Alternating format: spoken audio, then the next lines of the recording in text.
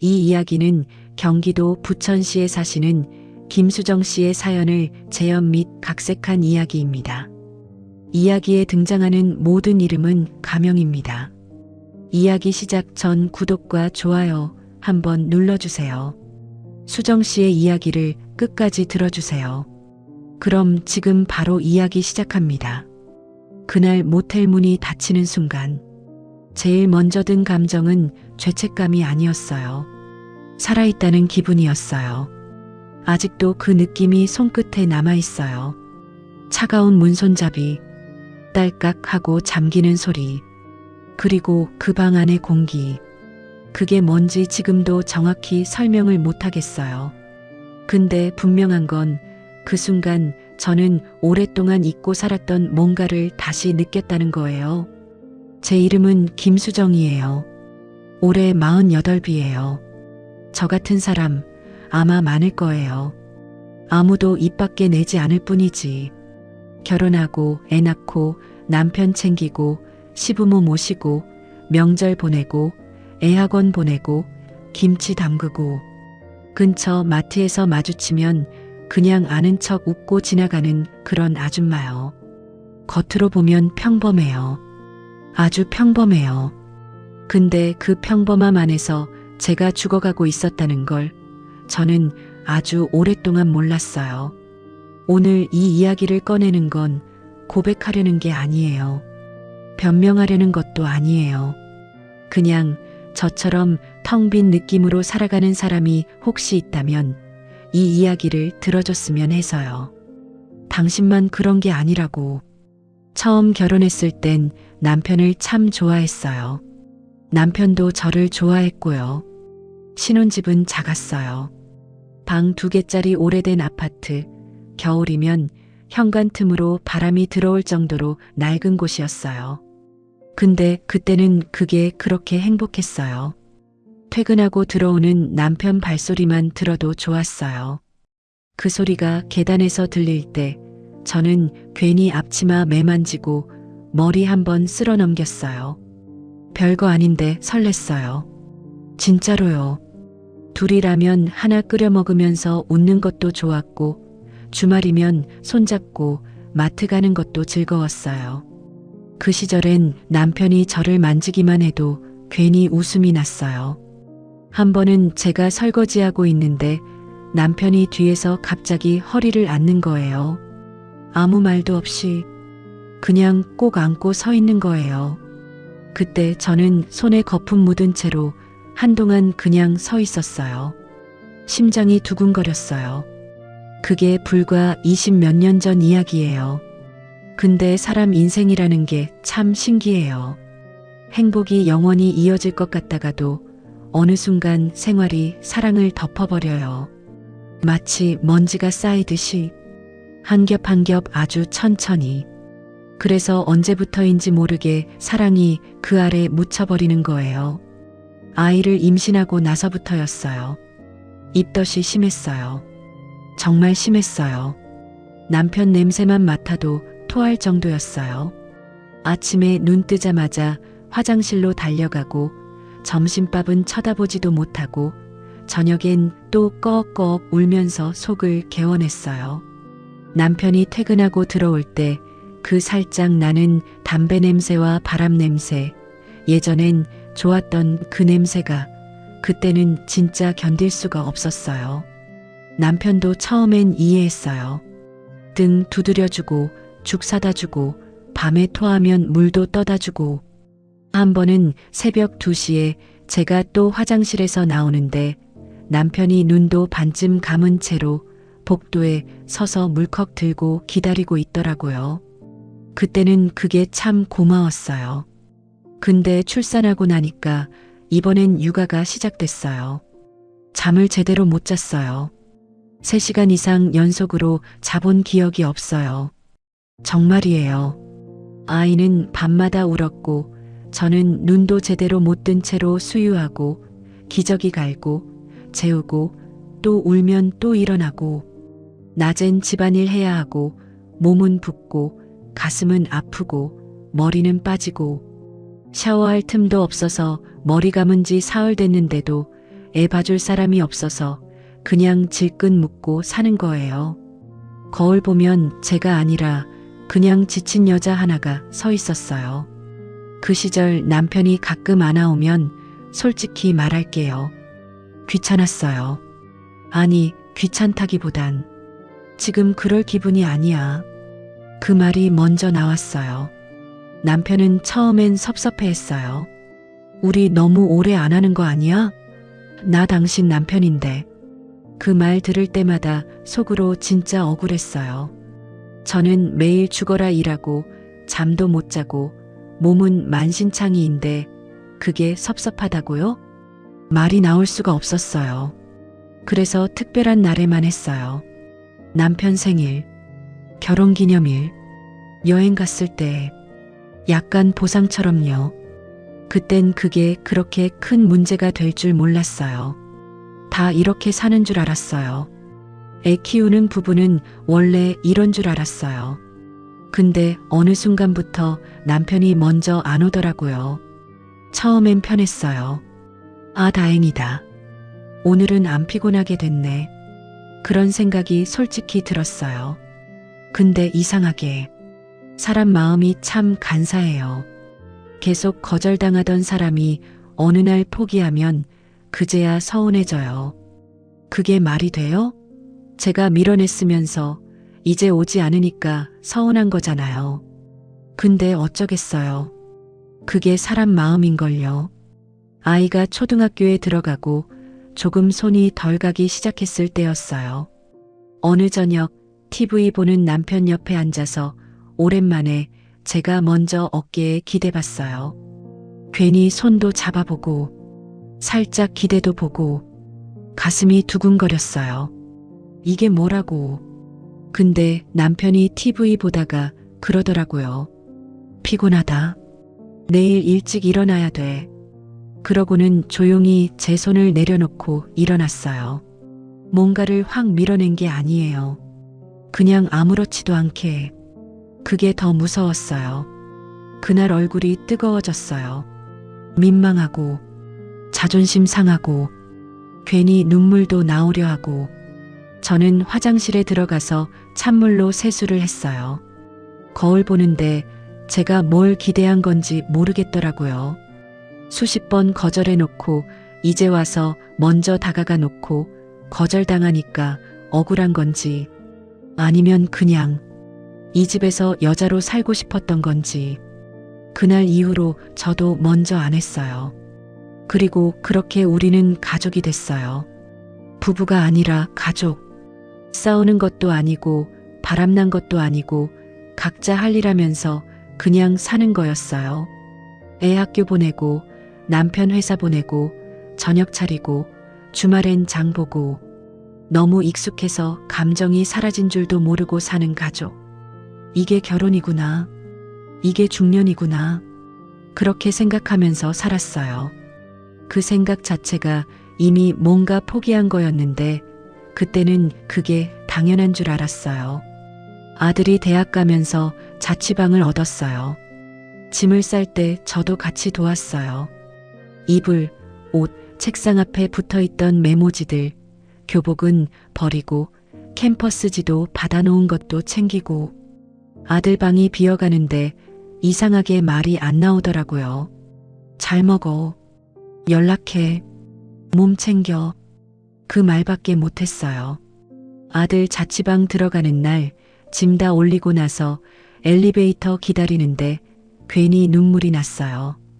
우는 티 내기 싫어서 고개 들고 버텼어요. 그날 집에 들어오는데 현관문 열자마자 조용했어요. 냉장고 문 닫히는 소리까지 크게 들릴 정도로요. 아들이 있던 방 문이 닫혀 있고 그 방 안에서는 아무 소리도 안 났어요. 거실에 앉아서 멍하니 있었어요. 한참을요. 그날 밤 남편이랑 둘이 밥 먹는데 이상하더라고요.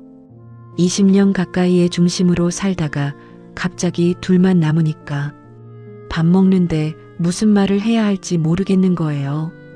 예전엔 식탁에서 아들 학교 얘기, 친구 얘기, 선생님 얘기, 다음 주 뭐 먹을지 얘기 그런 것들이 자연스럽게 채워졌었는데 이제는 젓가락 소리만 들렸어요. 남편이 뉴스 보면서 한 숟갈 뜨고 저는 반찬 집으면서 어색하게 밥 먹고 그 침묵이 어색해서 제가 먼저 말을 꺼냈어요. 걔가 밥은 잘 챙겨 먹을까? 남편이 알아서 하겠지. 하고는 TV 채널 돌리더라고요. 그게 끝이었어요. 그때부터 조금 기대했어요. 이제 다시 둘이 잘 지낼 수 있지 않을까? 예전처럼은 아니어도 같이 산책하고 영화도 보고 카페도 가고 나이 드는 부부 나름의 다정함 같은 거 있잖아요.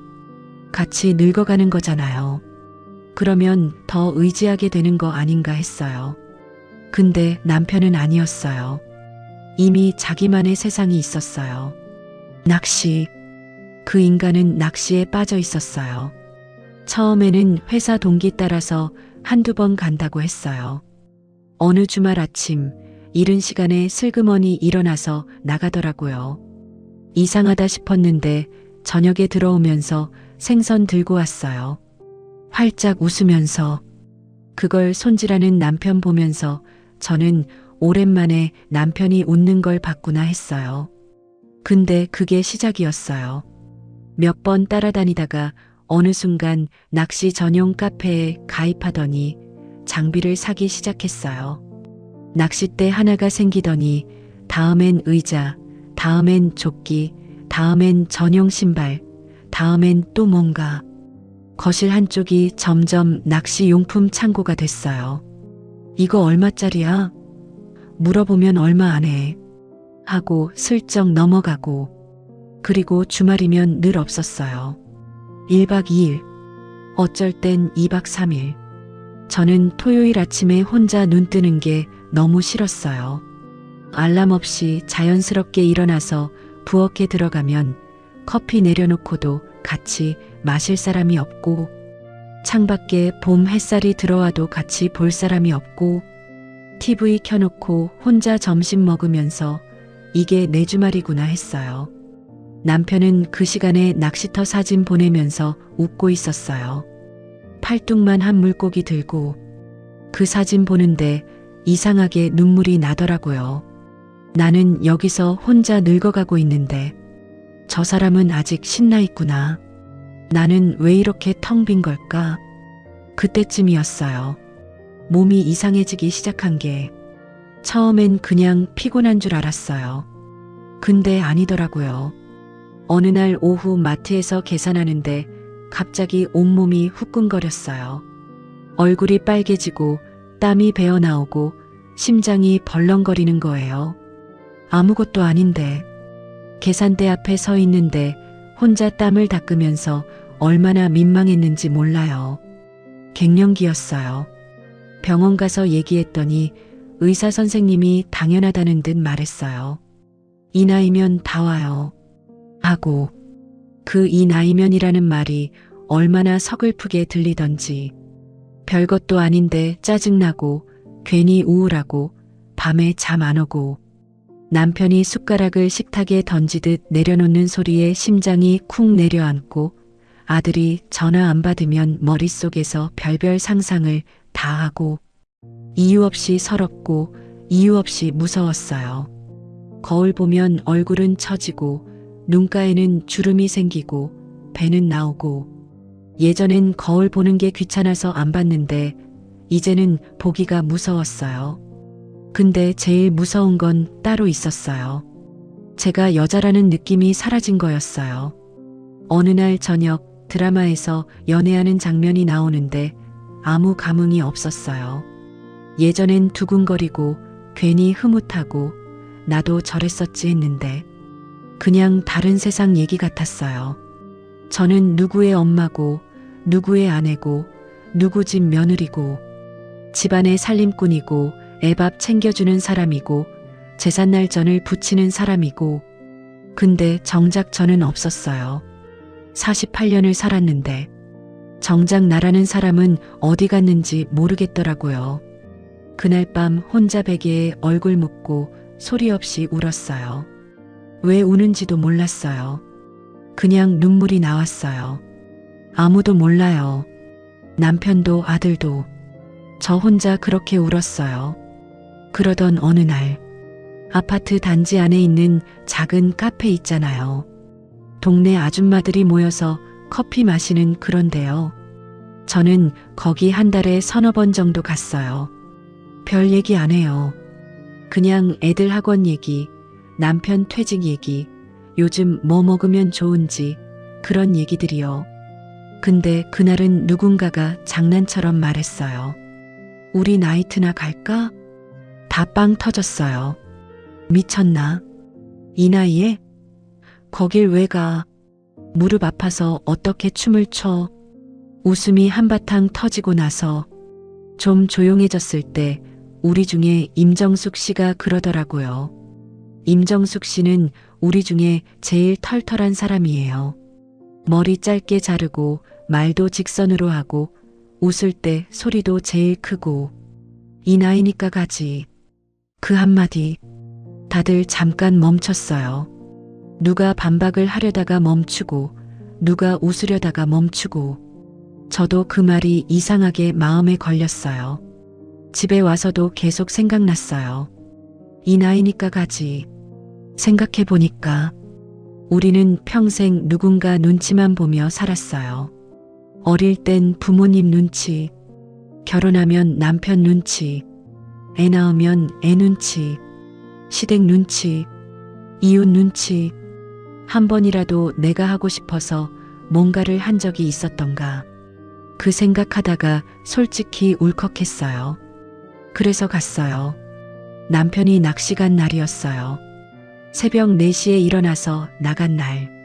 저는 다시 잠을 못 자고 누워 있다가 어느 순간 일어나서 화장대 앞에 앉았어요.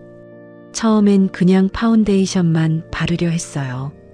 근데 어쩌다 보니 아이섀도도 꺼내고 립스틱도 찾고 한참을 뒤적거리다 찾아낸 딥레드 립스틱. 결혼기념일 때 아들이 선물한다고 사줬던 거예요. 몇 번이나 발랐다 지웠다 했어요.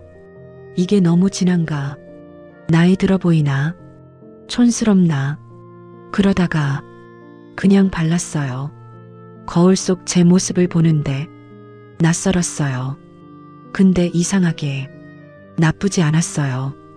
귀걸이도 하고 향수도 뿌리고 오랫동안 안 입던 블라우스 꺼내서 입고 준비하는데 심장이 뛰더라고요. 마치 20살이 된 것처럼. 아니, 20살 때도 이렇게 뛰었나 싶을 정도로. 나이트 들어가는 순간 솔직히 좀 충격이었어요. 기억 속에 나이트가 있잖아요. 20대에 가봤던. 근데 시간이 지나도 나이트는 나이트더라고요. 시끄럽고 정신없는데 이상하게 재밌는 거예요. 조명이 번쩍거리고 노래 나오고 사람들 웃고 춤추고. 처음엔 민망했어요. 입구에 들어서면서부터 어색했어요. 우리 여기 있어도 돼? 이상하게 보는 거 아니야? 근데 사실 아무도 우리 안 봐요. 다들 자기가 신나 있어요. 술 한잔 들어가니까 풀리더라고요. 임정숙 씨가 먼저 무대 나가더라고요. 노래 몇 소절 지나지도 않아서 저는 어이없어서 웃었어요. 그 사람이 춤추는 걸 보는데 배 찢어질 것 같았어요. 팔을 어떻게 흔드는 건지 모르겠는데 열심히 흔들고 발은 박자도 안 맞고 표정은 또 엄청 진지하고 그게 얼마나 웃겼는지 저도 끌려나갔어요. 처음엔 발이 안 움직였어요. 어색하고 창피하고 내 몸이 어떻게 움직여야 할지 모르겠고 근데 노래가 바뀌고 또 바뀌고 세 번째 노래쯤 됐을 때부터는 그냥 됐어요. 그냥 몸이 움직였어요. 그날 집 가면서 계속 웃었어요. 야, 우리 미쳤다. 너 춤추는 거 봤냐? 다리 후들거려. 지하철 안에서 셋이서 어깨 맞대고 낄낄거렸어요. 옆에 앉은 젊은 애들이 이상하게 쳐다봤는데 하나도 신경 안 쓰였어요. 집에 들어와서 침대에 누웠는데 이상하게 살아있는 기분이었어요. 정말 오랜만에 며칠 뒤 또 모였어요. 카페에서요. 다들 그 얘기만 했어요. 야, 그날 진짜 재밌었지? 나는 집에 와서도 웃겼어. 또 갈까? 몇 명은 질색했어요. 나는 됐어. 다시는 안 가. 남편한테 들키면 어떡해. 이 나이에 민망하게. 근데 임정숙 씨랑 저, 그리고 막내인 김미란 씨가 또 가자고 했어요. 김미란 씨는 우리 중에 제일 어려요. 44살이에요. 이혼하고 혼자 사는데 그래서 그런지 제일 활달해요. 셋이서 또 갔어요. 이번엔 더 신났어요. 뭔가 두 번째니까 여유가 생기는 거잖아요. 어디 앉으면 좋은지도 알고, 음료는 뭘 시키면 좋은지도 알고, 그리고 그날 부킹을 했어요. 처음엔 어색했어요. 남자들이 다가오는데 어떻게 해야 할지 몰라서 그냥 어색하게 웃기만 했어요. 근데 말 걸어주고 웃어주니까 괜히 들뜨더라고요. 누나 어려 보인다. 춤 잘 추시네. 별말 아닌데 기분이 좋았어요. 왜냐면 너무 오랜만에 여자로 대접받는 느낌이었거든요. 이상하죠? 아줌마한테 어려 보인다는 말이 그렇게 기분 좋을 줄 몰랐어요. 근데 그 말이 예쁘다는 게 아니잖아요. 그냥 여자로 보여준다는 거잖아요. 그게 그렇게 오래된 느낌이었어요. 집에 오는 길에 혼자 생각했어요. 나 지금 뭐 하는 건가? 근데 이상하게 나쁘지 않았어요. 세 번째 간 날이었어요.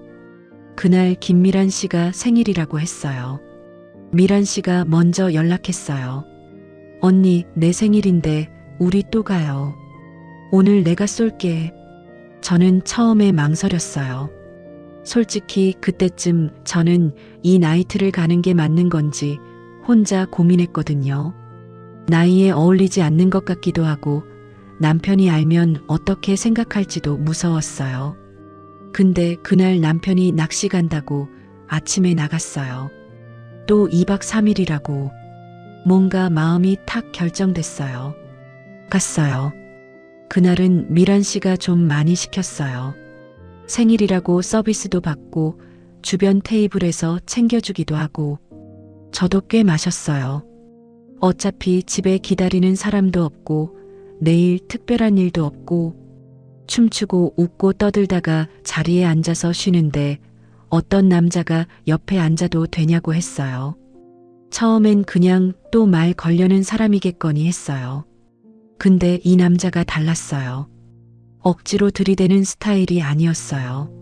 말투가 조용했고 웃는 게 억지스럽지 않았어요. 비슷한 또래였어요. 아마 50 초반쯤 됐을 것 같았어요. 처음에 뭐 물어봤냐면 음악 원래 이런 거 좋아하세요? 였어요. 이상하게 그 첫 마디가 편했어요. 같이 술 마시면서 이런저런 얘기를 했어요. 그 남자가 그러더라고요. 2차 가자고. 순간 심장이 철렁했어요. 미란 씨 핑계 대면서 거절했어요. 같이 온 친구가 있어서요. 오늘은 좀 어려울 것 같아요. 근데 남자가 웃으면서 말했어요. 술이나 한 잔 더 하자는 거예요. 친구분한테 문자 남기면 되잖아요. 그 말 듣는데 갑자기 무서운 생각이 들었어요. 이게 어디로 이어질지, 내가 감당할 수 있을지, 그리고 동시에 미친 듯이 설렜어요. 이 감정이 아직 있다는 게, 제가 아직 이런 감정을 느낄 수 있다는 게, 결국 따라 나갔어요. 미란 씨한테 문자 남기고 나중에 봐요 하고 조용한 술집에 갔어요. 나이트에서 나오니까 귀가 멍할 정도로 조용했어요. 둘이 마주 앉아 술 마시는데 남자가 자기 얘기를 하더라고요. 이혼했고 혼자 산다고. 아이들은 전처가 키우고 주말에 혼자 있는 게 싫어서 가끔 나온대요. 저도 이런저런 얘기했어요. 남편 얘기, 아들 얘기, 사는 얘기. 근데 참 이상했어요. 처음 보는 남자인데 오히려 편했어요. 이 남자는 제 인생에 아무 영향도 없는 사람이니까. 판단도 안 하고 책임도 없고 기대도 없고 그냥 오늘 밤만 스쳐갈 사람이니까. 오히려 그래서 말이 됐어요. 남편한테도 아들한테도 친구들한테도 못했던 말들이. 남편이 저를 보지 않는다는 것. 집에 있는데 혼자인 것 같다는 것. 내가 여자인지 아줌마인지 모르겠다는 것. 그 남자가 가만히 듣더니 그러더라고요. 진짜 제 스타일이에요. 그 말 듣는데 진짜 별거 아닌 말인데도 눈물이 날 것 같았어요. 누군가가 저를 그렇게 봐준 게 너무 오랜만이어서, 아니, 봐줬다기보다는 누군가 눈앞에 앉아서 저한테 집중해 준 게 너무 오랜만이어서. 술집에서 나오는데 제가 많이 취했어요. 남자가 그러더라고요. 너무 취한 것 같은데 잠깐 쉬었다가요. 골목 끝에 낡은 건물이 있었어요. 간판에 빨간 불이 켜져 있었어요. 모텔 앞에 섰을 때 진짜 많이 망설였어요. 여기 들어가면 안 된다는 거 알았어요. 저는 유부녀였고 엄마였고 48살이었어요. 내가 뭘 하려는 건지 알았어요. 근데 동시에 이런 생각이 들었어요. 한 번쯤은 나도 그냥 여자이고 싶다. 그날 밤 저는 정말 오랜만에 누군가 품에 안겼어요. 자세한 건 말하지 않을게요. 근데 딱 하나 기억나는 건 끝나고 천장 보는데 눈물이 났다는 거예요. 죄책감 때문이 아니라 제가 아직 끝난 사람이 아니라는 생각이 들어서, 아직 무언가를 느낄 수 있는 사람이라는 게, 그게 왜인지 눈물이 나왔어요. 그 남자가 연락처 물었어요. 다음에 또 보자고. 근데 저는 고개를 저었어요. 괜찮아요. 오늘만 해요. 거기까지는 안 될 것 같았어요. 오늘 이 감정은 오늘로 끝내야 했어요. 누군가와 감정이 생기면 그건 진짜 바람이 될 것 같았거든요. 모텔을 나와서 혼자 택시 잡았어요. 택시 안에서 창문에 기댔어요.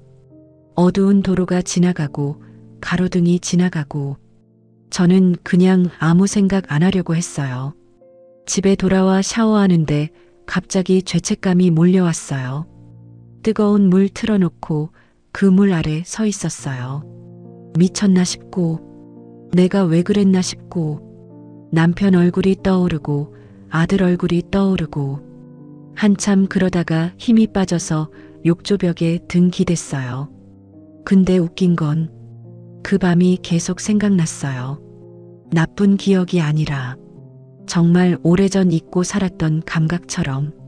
심장이 뛰고 설레고 누군가에게 원해지는 기분. 그게 뭔지 까맣게 잊고 살았다는 걸 그날 비로소 알았어요. 그래서 다시는 안 가야겠다 생각했어요.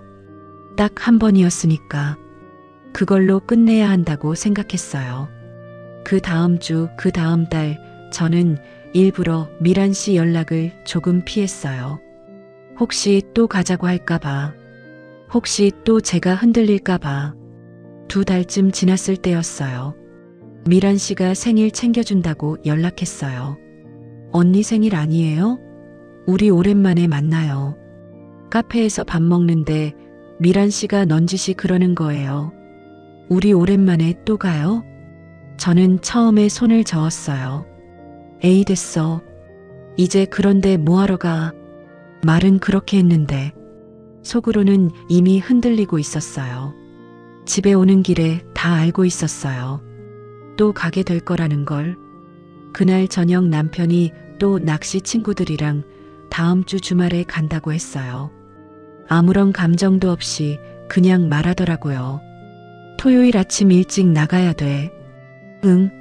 하고 저도 그냥 대답했어요. 그리고 금요일 밤에 저는 또 거울 앞에 섰어요. 이번엔 더 예쁘게 꾸미고 딥레드 립스틱 다시 꺼내고 거울 보면서 스스로 놀랐어요. 내가 아직도 이렇게 들뜨는구나. 그리고 또 남자를 만났어요. 또 웃고 또 술 마시고 또 모텔 갔어요. 이상하게 그 이후로 삶이 달라졌어요. 남편이 무심해도 덜 밉고 혼자 낚시 가도 덜 서운했어요. 예전엔 남편 행동 하나하나에 상처받았는데 이젠 덜 그랬어요. 왜냐면 저는 더 이상 남편만 바라보지 않았거든요. 제 안에 죽어가던 뭔가가 다시 살아났거든요. 그 뒤로 저는 가끔 나이트를 갔어요. 자주는 아니에요. 한두 달에 한 번 정도. 외롭거나 허무하거나 내가 늙어가는 기분이 너무 무서울 때 혼자 갔어요. 그리고 모르는 남자와 밤을 보냈어요. 이름도 안 물었어요. 연락처도 안 받았고 제 것도 안 줬어요. 같은 남자를 다시 만나지도 않았어요. 그건 제 나름의 원칙이었어요. 누군가를 사랑하는 게 아니니까. 누군가의 자리를 대신하는 것도 아니니까. 그냥 잠깐 있는 거예요. 제가 아직 여자라는 걸, 아직 살아있다는 걸 잠깐 확인하는 거예요. 물론 압니다. 누군가는 저를 욕할 거예요. 더럽다고 할 수도 있고 뻔뻔하다고 할 수도 있어요. 나쁜 여자라고 할 수도 있어요. 맞아요. 어쩌면 저는 나쁜 여자일 수도 있어요. 저는 그게 100% 옳다고 말하지 않을 거예요. 남편이 알면 당연히 상처받겠죠. 아들이 알면 충격받겠죠. 그건 알아요. 근데요, 한 번만 묻고 싶어요. 사람은 꼭 숨만 쉬고 살면 되는 걸까요? 결혼했다고, 엄마가 됐다고, 여자로서의 감정은 다 죽어야 하는 걸까요? 저는 아직도 모르겠어요. 제가 잘한 건지 망가진 건지. 그날 이후로 저는 다시 웃게 됐어요. 아침에 일어나면 거울을 봐요. 예전엔 거울이 무서웠는데 이제는 그냥 봐요. 주름도 있고 처진 것도 있어요. 근데 그게 제 얼굴이잖아요. 48년을 살아온 얼굴이잖아요. 화장도 하게 됐어요. 예전엔 어디 나갈 때만 억지로 했는데 이제는 그냥 혼자 있을 때도 가끔 립스틱 발라요. 기분 좋으려고. 봄 냄새 맡으면서 설레기도 했어요. 오랜만에 산책 나가서 벚꽃 보는데 이상하게 마음이 움직였어요. 예전엔 그냥 그러려니 했는데 이제는 아 예쁘다 하는 마음이 생겼어요. 남편은 아직도 낚시를 가요. 저는 아직도 가끔 나이트를 가고요. 그리고 우리는 여전히 평범한 부부처럼 살아요. 아무 일도 없는 것처럼. 정말 아무 일도 없는 것처럼요. 이게 좋은 건지 나쁜 건지 옳은 건지 그른 건지 저는 여전히 잘 모르겠어요. 근데 한 가지는 확실해요. 저는 죽어가다가 다시 살아났어요. 그게 어떤 방식이었든. 마지막으로 요즘 저는 하나 더 생각해요. 왜 우리는 서로한테 이런 얘기를 못할까? 같이 밥 먹는 남편한테 20년을 같이 산 사람한테 나는 요즘 너무 텅 빈 것 같아. 나 좀 봐줘. 내가 아직 여자인 것 같아? 이 말을 왜 못했을까? 말했으면 달라졌을까요? 모르겠어요. 저는 그걸 몰랐어요. 그냥 거절당할 것 같아서, 민망할 것 같아서, 이미 오래된 부부니까 그런 말하면 이상한 것 같아서. 근데 어쩌면 그 말 한마디가 달라졌을 수도 있어요. 나이트 가기 전에, 모텔 가기 전에, 모르는 남자 앞에서 눈물 흘리기 전에 그 말 먼저 했어야 했을 수도 있어요. 저는 그걸 너무 늦게 알았어요. 그래서 지금 이 얘기를 하는 거예요. 혹시 저처럼 집에 있는데 혼자인 것 같고 거울 보기 무서워지고 내가 여자인지 아줌마인지 모르겠고 설레는 감정이 사라진 것 같다면 그냥 한 번만 말해봐요. 남편한테든 친구한테든 아니면 그냥 거울 보면서라도 나 아직 괜찮은 사람이야 하고 나 아직 여기 있어 하고 그래서 묻고 싶어요. 이건 바람일까요? 아니면 죽어가던 제 인생을 붙잡기 위한 발버둥이었을까요? 여러분은 어떻게 생각하세요?